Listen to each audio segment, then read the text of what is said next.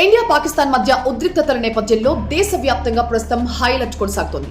బోర్డర్లో పాకిస్తాన్ కవ్వింపు చర్యలకి అంతే ధీటుగా సమాధానమిస్తున్నాయి మన బలగాలు కూడా. అయితే ఇదే సమయంలో సోషల్ మీడియా వేదికగా కొన్ని ఫేక్ వార్తలు ప్రచారంలోకి వచ్చేసాయి. అండ్ ఇవి జనాల్ని తీవ్ర భయానికి, ఆందోళనకి, గందరగోళానికి గురిచేస్తున్నాయి. అందులో ఒకటి ర్యాన్సమ్ వేర్ తరహాలో ఒక సైబర్ అటాక్ జరగబోతోంది. దీనివల్ల ఇండియాలో 2-3 రోజుల పాటు ఏటీఎంలు పనిచేయవు అన్న ఒక వార్త ప్రస్తుతం వాట్సాప్ లో బాగా సర్క్యులేట్ అవుతోంది. అయితే దీనిపై ప్రభుత్వం స్పందించింది. Press information bureau PIB fact check లో భాగంగా ప్రభుత్వం దీనిపై ఒక క్లారిటీ ఇచ్చింది.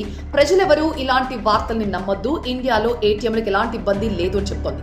అలాగే గుజరాత్ లోని హజీరా పోర్ట్ పై పాకిస్తాన్ అటాక్ చేసిందంటూ ఒక వార్త కూడా సర్క్యులేట్ అవుతోంది.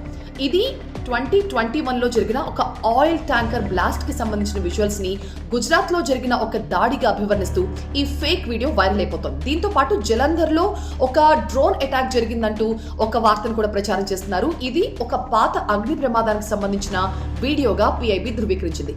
సో ఈ యుద్ధ మేఘాలు కమ్ముకున్న వేళ ఇలాంటి వార్తలు ఇంకా మనకు వస్తుంటాయి. బట్ మీరు కూడా బాధ్యతగా ఉండాలి. ఏ వార్తను పడితే ఆ వార్తను నమ్మేసి అందరికీ సర్క్యులేట్ చేసేసి మీరు భయపడిపోయి అందరినీ భయపెట్టొద్దు. ప్రభుత్వ అధికారిక హ్యాండిల్స్, అఫీషియల్ హ్యాండిల్స్ నుంచి మాత్రమే మీరు సమాచారాన్ని తెలుసుకోండి. వాటిని మాత్రమే షేర్ చేయండి. అండ్ ఈ కష్టకాలంలో మనం దేశానికి స్థైర్యాన్ని ఇవ్వాలి తప్ప భయం పెంచకూడదు. Be alert.